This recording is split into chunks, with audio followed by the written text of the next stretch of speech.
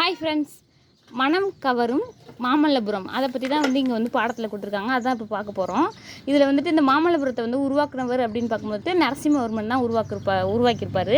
இவர் என்ன மற்போரில் சிறந்தவர், அதனால் இவரை மாமல்லன் அப்படின்னு சொல்லுவாங்கன்னு சொல்லிட்டு இங்கே ஒரு பாயிண்ட்ஸ் கொடுத்துருக்காங்க. அதுக்கப்புறம் இங்கே வேறு என்ன சிறப்பு அப்படிங்கிறத இங்கே கொடுத்துருக்காங்க. ஒரே கல்லில் செதுக்கி செய்யப்பட்ட பல கோவில்கள் இங்கே இருக்குது, பல சிலைகள் இருக்குதுன்னு சொல்லியிருக்காங்க. அதை தான் என்னன்னா ரதம் போல் அது காட்சியளிக்கும். அதனால் இதை ரத கோவில் அப்படின்னு சொல்லுவாங்கன்னு சொல்லியிருக்காங்க. அப்புறம் என்னென்னா 5 ரதங்கள் உள்ளதுனால இதை என்ன பஞ்சபாண்டவர் ரதம்னு சொல்லுவாங்க. அப்போ ஒரு கல்லில் செதுக்கப்பட்டதாக இருக்கும், அதனால் அதை ரத கோவில்னு சொல்லுவாங்க. 5 ரதங்கள் அங்கே ஒவ்வொன்றா தனித்தனியாக இருக்கனால அதை பஞ்சபாண்டவர் ரதம் அப்படின்னு சொல்கிறாங்க. இப்போ இந்த நரசிம்மவர்மன் பார்த்தோம்ல, இவர் எந்த வருடம் எந்த நூற்றாண்டை சேர்ந்தவர்னா 7ஆம் நூற்றாண்டை சேர்ந்தவங்க. பல்லவர்களில் ஒரு மிகச்சிறந்த அரசர் அப்படின்னு பார்க்கும்போது இந்த நரசிம்மவர்ம பல்லவன் சொல்லுவாங்க. இவரை இவருக்கு சிறப்பு பேர்னு பார்க்கும்போது மாமல்லன் சொல்லுவாங்க, மற்போரில் சிறந்தனால.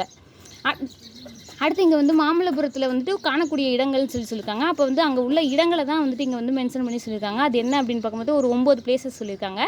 அர்ஜுனன் தபசு, அதுக்கப்புறம் கடற்கரை கோவில், பஞ்சபாண்டவர் ரதம், ஒற்றைக்கல் யானை, குகை கோயில் இருக்குது. அதுக்கப்புறம் என்னென்னா புலிக்குகை, திருக்கடல் மல்லை, கண்ணனின் வெண்ணெய் பந்து, கலங்கரை விளக்கம், இந்த மாதிரிலாம் பிளேசஸ்லாம் அங்கே மகாபலிபுரத்தில் இருக்குதுன்னு இங்கே சொல்லியிருக்காங்க.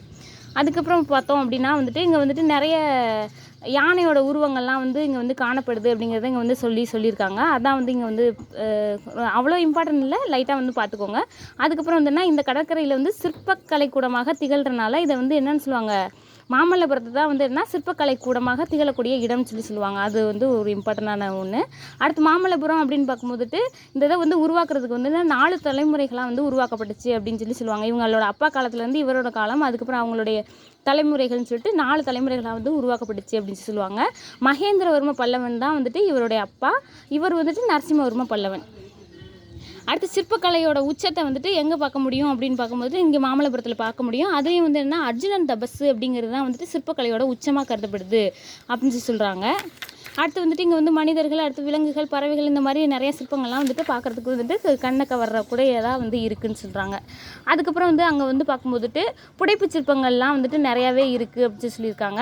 இதில் என்ன புடைப்பு சிற்பங்கள்னு பார்க்கும்போது 2 பாறைகள்லையும் ஒரு 150க்கும் மேற்பட்ட புடைப்பு சிற்பங்கள் அங்கே காணப்படுதுன்னு சொல்லியிருக்காங்க.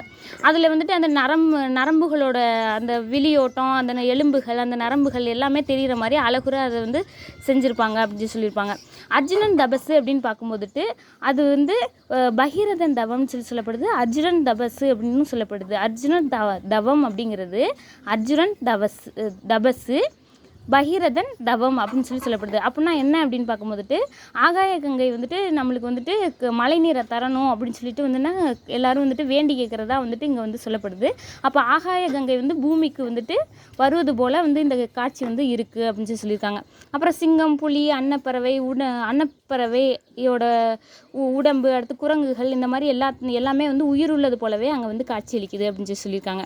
அடுத்து தமிழ்நாட்டின் மிகப்பெரிய சிற்பக்கலை கூடமாக எது திகழ்து அப்படின்னு பார்க்கும்போது மாமல்லபுரம் தான் திகழ்துன்னு சொல்லியிருக்காங்க. சிற்பக்கலை வடிவமைப்புகள் 4 வகைப்படுதும். அது என்ன அப்படின்னு பார்க்கும்போது குடைவரை கோயில்கள், அடுத்தது என்னன்னா ஒற்றைக்கல் கோவில்கள், கட்டுமான கோயில்கள், அடுத்தது புடைப்பு சிற்பங்கள்னு சொல்லுவாங்க. இந்த 4 வகை கோயில்களுமே எங்கே காணப்படுது அப்படின்னா மாமல்லபுரத்தில் காணப்படுது அப்படிங்கிறாங்க. அப்போ 4 வகை கோவில்களுமே காணப்படக்கூடிய இடம் எது அப்படின்னு பார்க்கும்போது ஒரே இடம் மாமல்லபுரம் அப்படின்னு சொல்லியிருக்காங்க.